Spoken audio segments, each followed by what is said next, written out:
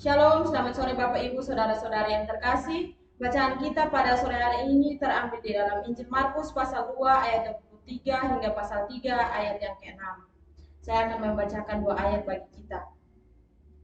Lembaga Alkitab Indonesia memberikan judul Murid-murid memetik gandum pada hari Sabat. Lalu kata Yesus kepada mereka, hari Sabat diadakan untuk manusia dan bukan manusia untuk hari Sabat. Jadi anak manusia adalah juga Tuhan atas hari Sabat. Demikian pembacaan firman Tuhan. Berbahagia setiap kita yang mendengarkan dan mau untuk melakukannya di dalam kehidupan hari lepas hari. Sekali lagi shalom Bapak Ibu Saudara-saudari. Sebelum kita merenungkan akan sabda kebenaran firman Tuhan, izinkanlah saya untuk memperkenalkan diri terlebih dahulu. Perkenalkan, nama saya Desti Babis.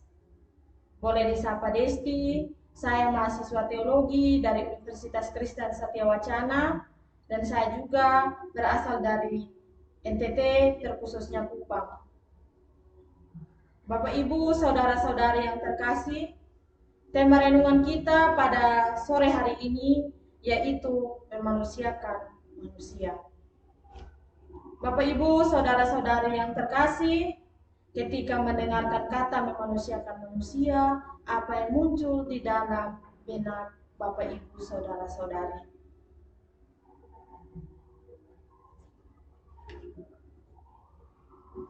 Bapak Ibu saudara-saudari, memanusiakan manusia adalah salah satu cara bagaimana kita menghargai manusia, menghormati manusia, dan mau menjadikan manusia atau mau menjadikan sesama-sesama kita setara atau sama dengan kita.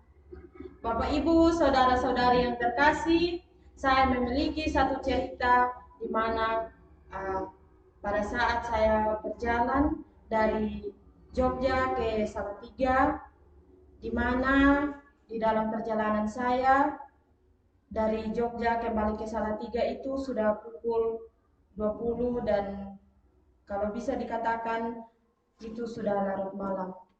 Di dalam perjalanan motor yang saya kendarai atau yang saya bawa bensinnya habis karena kelalaian saya dan saya tidak mengecek terlebih dahulu akan bensin yang ada di motor saya. Akan tetapi Bapak Ibu, ketika di pertengahan jalan dan saya kehabisan bensin, ada seseorang yang tiba-tiba lewat dari jalan tersebut. Ketika ia lewat, ia melihat saya dan kemudian ia sudah lewat mungkin 1 meter atau 2 meter lebih, kemudian ia putar balik dan kembali ke saya. Kemudian ia bertanya kepada saya, "Kamu lagi ngapain di sini?" Katanya seperti itu. Terus saya menjawab bahwa motor yang saya bawa kehabisan bensin. Pada saat ini tempat untuk mengisi bensin masih sangat jauh dan saya tidak tahu apa yang harus saya lakukan. Setelah itu Bapak Ibu, kakak itu berkata kepada saya bahwa kamu tunggu sebentar, saya pergi untuk mencari bensin. Menjelang 2 menit, kakak itu kembali kemudian membawa bensin dan mengisinya di dalam motor saya. Kemudian saya bertanya, berapa harganya untuk saya bisa membayar? Kata kakak itu atau jawabnya kepada saya bahwa tidak usah membayar. Kemudian saya menjawab bahwa terima kasih. Kemudian kakak itu juga menjawab kepada saya bahwa terima kasih kembali. Bapak Ibu, saudara-saudari yang terkasih, belajar dari pengalaman yang saya alami tadi merupakan salah satu cara bagaimana kita memanusiakan manusia. Ketika kita menolong sesama, membantu sesama, kita tidak boleh memandang apa latar belakangnya dan dari mana dia atau siapakah dia. Bapak Ibu, saudara-saudari yang terkasih, ketika kita mengatakan bahwa kita mau memanusiakan manusia, maka akan terbukti atau nyata di dalam kehidupan kita setiap hari lewat tindakan kita.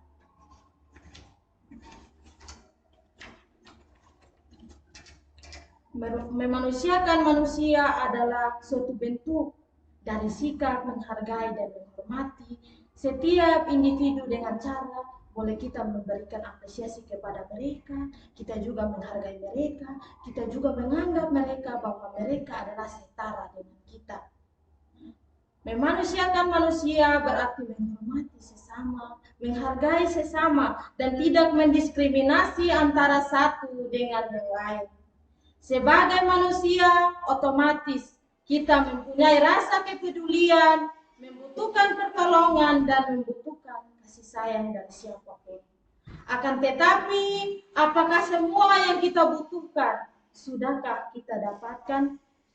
Memanusiakan manusia akan dapat terlihat atau nyata di dalam kehidupan kita, artinya bahwa tindakan kita akan selalu mengarah ke dalam cara bagaimana kita memanusiakan manusia.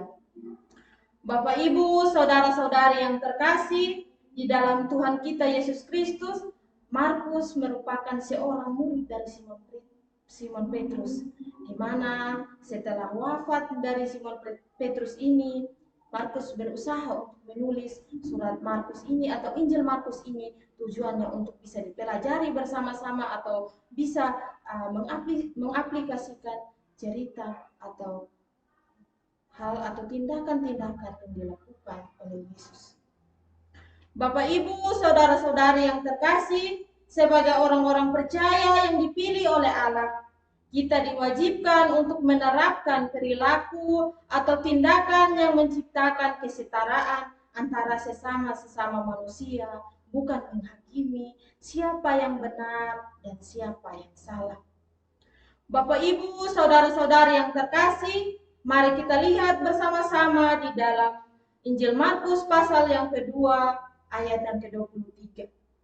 Pada suatu kali pada hari Sabat, Yesus berjalan di ladang gandum, dan sementara berjalan murid-muridnya memetik gandum.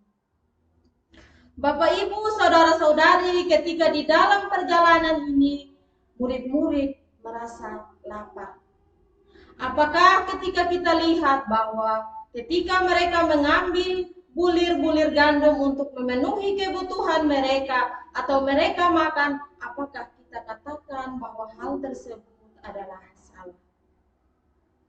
Bapak, Ibu, saudara-saudari yang terkasih, mari kita lihat di ayat yang ke-24. Maka kata orang-orang Farisi kepadanya, lihat, mengapa mereka berbuat sesuatu yang tidak diperbolehkan pada hari Sabat? Di sini mereka mempersoalkan karena murid-murid Tuhan Yesus telah mengambil atau memetik bulir gandum untuk memakannya. Karena seperti yang mereka ketahui atau yang mereka tahu bahwa hari Sabat kita tidak boleh melakukan sesuatu hal, tetapi kita harus berhenti dari semua pekerjaan kita dan kita menyembah atau menyerahkan diri kita kepada Tuhan. Bapak, Ibu, saudara-saudari yang terkasih, kita lihat bersama-sama di ayat yang ke-25 dan ayat yang ke-26. Yesus mengatakan bahwa belum pernahkah kamu baca apa yang dilakukan Daud ketika ia dan mereka yang mengikutinya kekurangan dan kelaparan, bagaimana ia masuk ke dalam rumah Allah waktu Abiatar menjabat sebagai imam besar, lalu makan roti sajian itu yang tidak boleh dimakan kecuali oleh imam-imam besar dan memberinya juga kepada pengikut-pengikutnya. Yesus memberikan pertanyaan kepada orang-orang Farisi. Tujuan dari Yesus memberikan pertanyaan ini agar orang-orang Farisi bisa memahami lebih jauh.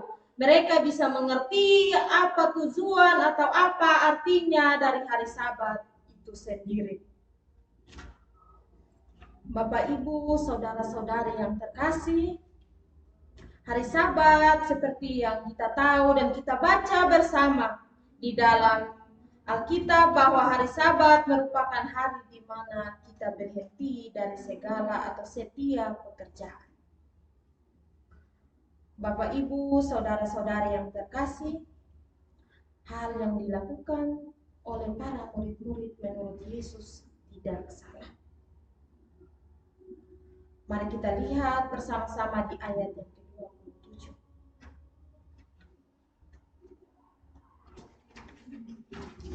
Lalu kata Yesus kepada mereka, hari Sabat diadakan untuk manusia dan bukan manusia untuk hari Sabat.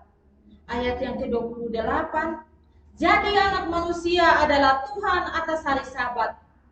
Perkataan Yesus kita lihat Bapak Ibu di sini bahwa sudah sangat jelas bagaimana Yesus mau mengajarkan kepada setiap orang, baik itu para murid-murid maupun para orang-orang Farisi, agar mereka mengerti dan mereka mengetahui apa maksud atau apa tujuan dari hari Sabat itu sendiri.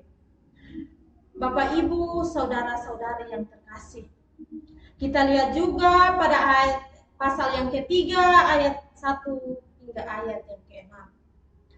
Pada ayat yang ke-4, Yesus memberikan pertanyaan lagi kepada mereka. Karena hal tersebut masih saja Yesus temukan di dalam rumah ibadat itu. Yesus memberikan pertanyaan, manakah yang diperbolehkan? Pada hari Sabat, apakah kita berbuat baik atau berbuat jahat? Menyelamatkan nyawa orang atau membunuh orang? Karena ketika Tuhan memberikan pertanyaan ini, Tuhan masih tetap saja melihat bahwa orang-orang Farisi ini tetap mempersalahkan, di mana murid-murid memetik bulir gandum, dan juga pada saat Yesus menyembuhkan orang yang mati sebelah tangan. Yesus melihat bahwa pada saat itu atau pada saat dia berada di dalam rumah ibadat itu, Yesus melihat bahwa sesama manusia atau orang-orang pada saat itu atau orang yang ada di situ, dia membutuhkan pertolongan. Sehingga Yesus melihat hal itu, Yesus mengatakan kepadanya, ulurkanlah tangan.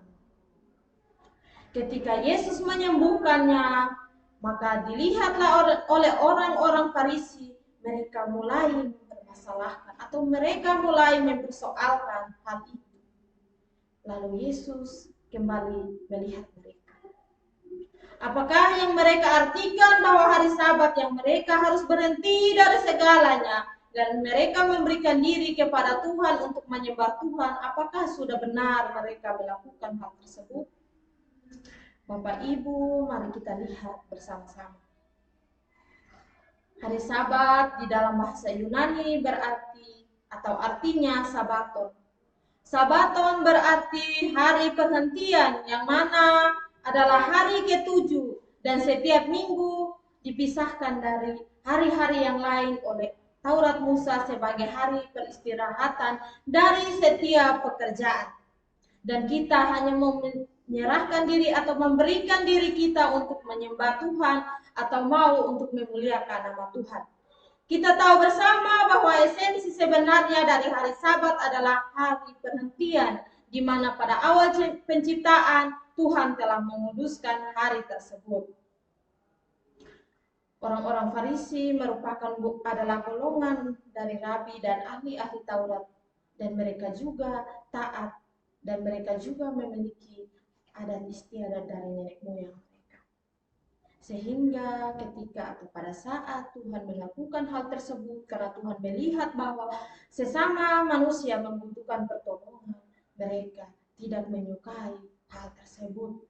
Sehingga ketika kita baca selesai dari pasal 2 ayat 23 hingga pasal 3 ayat yang ke-6, di situ setelah mereka melihat bahwa Yesus melakukan penyembuhan dari tangan orang yang mati sebelah tangan itu, dan juga Tuhan mengizinkan atau Tuhan melihat bahwa murid-murid mengambil bulir-bulir gandum itu tidak salah, maka orang-orang Farisi berlandaskan akan hari Sabat dan mereka mulai mencari kesalahan Yesus.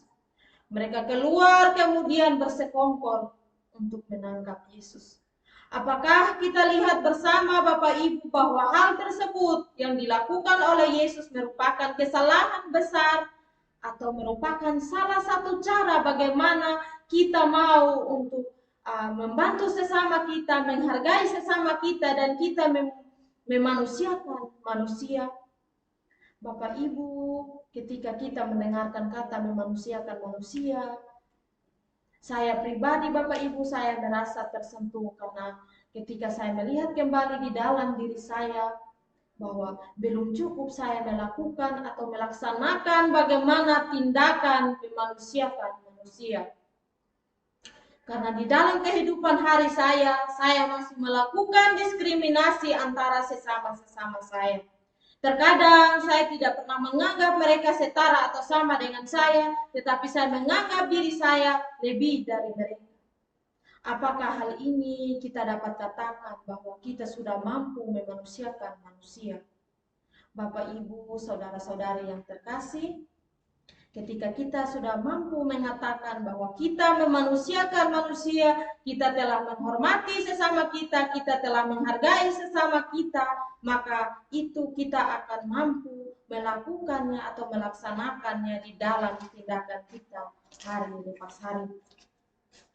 Ketika murid-murid melihat bahwa hal tersebut atau hal yang Tuhan lakukan itu baik, mereka mengambil itu sebagai salah satu pemenuhan kebutuhan mereka.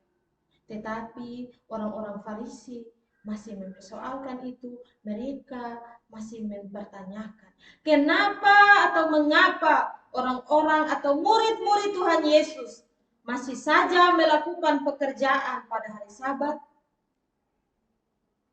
Bapak, Ibu, saudara-saudari yang terkasih, perbuatan-perbuatan yang Yesus lakukan merupakan cara bagaimana Yesus mau untuk membantu sesama manusia yang berada dalam situasi atau keadaan yang kurang baik, di mana keadaan yang mereka butuhkan atau membutuhkan pertolongan dari kita. Akan tetapi, bagaimana pandangan orang-orang Farisi? Ketika kita lihat Bapak Ibu pada masa sekarang, boleh kita bertanya di dalam diri kita, apakah kita sudah mampu memanusiakan manusia, dan ketika kita sebagai orang-orang yang beraktivitas atau bersosial, ketika kita di dalam rumah kita atau kita bertetangga atau sebagai anak-anak muda, ketika kita menjalani setiap kehidupan kita, apakah kita sudah memanusiakan manusia? Pertanyaan singkat bagi kita, apakah setiap hari atau pada hari Sabat, pada hari Minggu di mana hari yang bisa kita katakan bahwa hari Sabat, ketika sesama kita membutuhkan pertolongan, kita mengatakan bahwa hari ini adalah hari Sabat. Jadi saya tidak melakukan apapun itu walaupun kamu sedang membutuhkan, tetapi saya mau berhenti dan saya mau menyembah Tuhan. Apakah jawaban itu kita rasa baik bagi sesama kita yang membutuhkan pertolongan dan mereka mau menerima itu? Bapak, Ibu, saudara-saudari yang terkasih, ketika kita berkata atau kita melihat tema pada hari ini di mana kita memanusiakan manusia, berarti kita mampu untuk peka atau peduli dengan orang-orang di sekitar kita yang membutuhkan pertolongan. Kalau kita memiliki sesuatu yang lebih, bolehlah kita membagikan kepada sesama kita yang saat ini membutuhkan. Ketika kita sudah mampu memberikan dan juga menganggap mereka setara dan sama dengan kita, maka hal itu dapat kita katakan bahwa kita telah mampu memanusiakan manusia. Bapak, Ibu, saudara-saudari yang terkasih, tindakan-tindakan dan kebaikan-kebaikan yang Yesus lakukan, mari kita belajar 3 hal yang penting. Yang pertama, membantu sesama tidak menganggap atau tidak melihat dia itu asalnya dari mana. Seperti mungkin saya dari Kupang atau saya dari NTT, ketika saya mau membantu sesama, saya mengatakan bahwa saya bukan orang Jawa atau saya bukan orang Ambon atau lain sebagainya, jadi saya tidak mau membantu. Tidak boleh seperti itu Bapak Ibu, tetapi kita harus membantu setiap orang yang saat ini membutuhkan pertolongan dari kita. Hal itu yang terpenting yang bisa dapat kita katakan bahwa kita telah mampu memanusiakan manusia. Hal yang kedua Bapak Ibu, kita menganggap sesama kita setara. Karena kita adalah orang-orang atau kita adalah sesama ciptaan yang setara di hadapan Tuhan. Bapak Ibu, terkadang di dalam kehidupan kita sangat mampu dan kita sangat bisa untuk menilai orang lain. Akan tetapi kita tidak bisa melihat diri kita, apakah diri kita ini masih memiliki kekurangan, keterbatasan, sehingga kita membutuhkan pertolongan dari orang lain. Mari Bapak Ibu kita bersama-sama memaknai kata kita sama di hadapan Tuhan.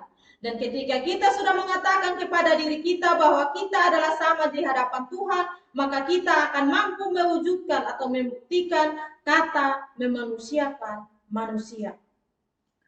Hal yang ketiga Bapak Ibu adalah Kristus sebagai teladan. Ketika kita sudah menjadikan Allah sebagai teladan, maka kita akan mampu menjadikan sesama-sesama kita setara. Artinya bahwa ketika mereka yang membutuhkan pertolongan, kita akan menganggap mereka bahwa mereka adalah sama dengan kita, atau mereka wajib dan harus kita membantu mereka.